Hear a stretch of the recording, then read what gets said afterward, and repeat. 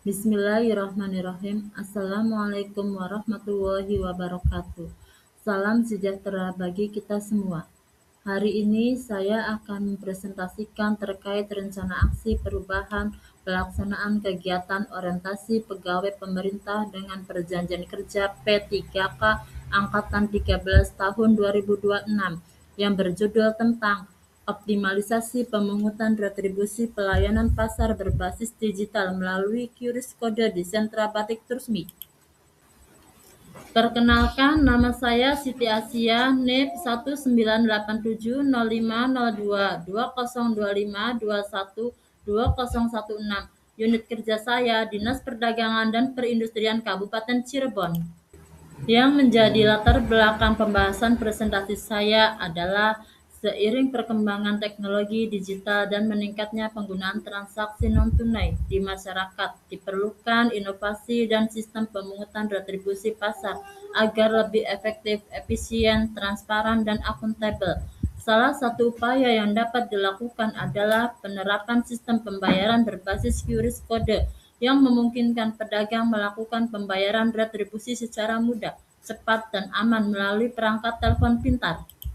Maksud dan tujuan dari rencana aksi perubahan ini adalah mewujudkan sistem pemungutan retribusi pelayanan pasar yang lebih efektif, efisien, transparan, akuntabel, dan modern melalui penerapan pembayaran berbasis digital menggunakan QRIS kode di pasar sentra Batik Trusmi, sehingga dapat meningkatkan kualitas pelayanan kepada pedagang serta mendukung transformasi digital dalam pengelolaan keuangan daerah dan mempermudah pedagang dalam melakukan pembayaran retribusi secara cepat, aman, dan praktis. Waktu dan tempat pelaksanaan aksi perubahan ini dimulai dari tanggal 1 Juli 2025 sampai dengan 30 Juni 2030 yang bertempat di Dinas Perdagangan dan Perindustrian Kabupaten Cirebon. Visi dan misi Kabupaten Cirebon. Visi, terwujudnya masyarakat Kabupaten Cirebon bersih, inovatif, maju, agamis, aman.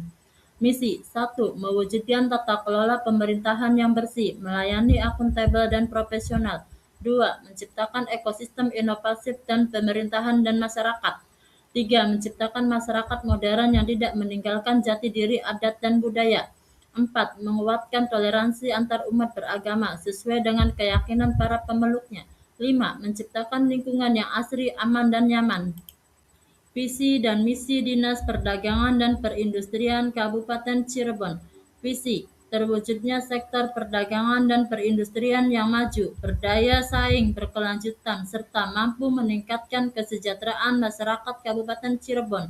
Misi, meningkatkan kualitas pelayanan perdagangan dan pengelolaan pasar yang profesional dan modern.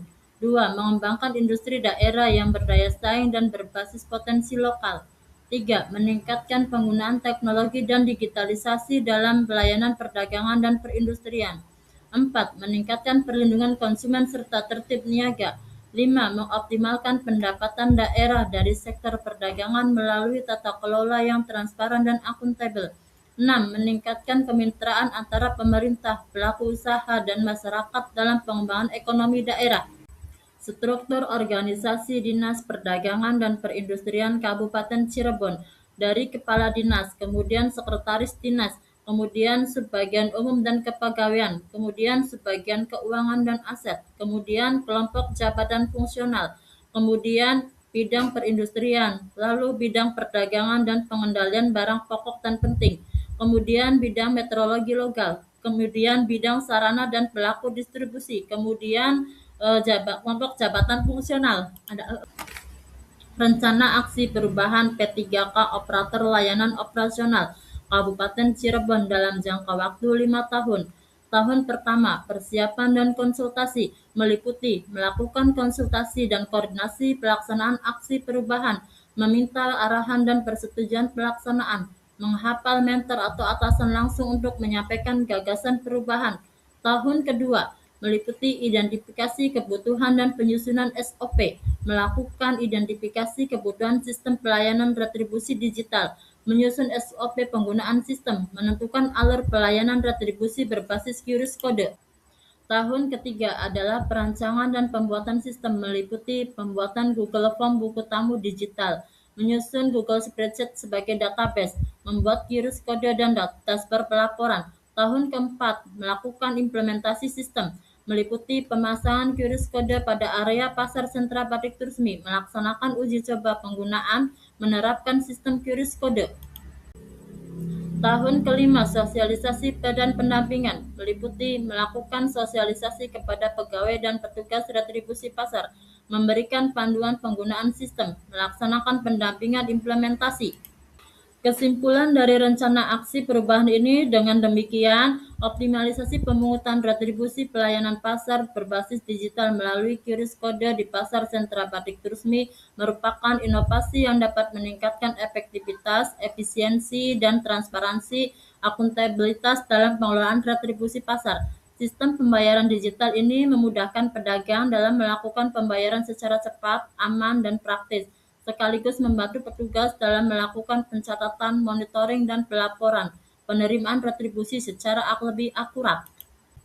Sekian presentasi dari saya, semoga bermanfaat bagi kita semua. Mohon maaf apabila masih ada kesalahan dan kekurangan. Terima kasih. Wassalamualaikum warahmatullahi wabarakatuh.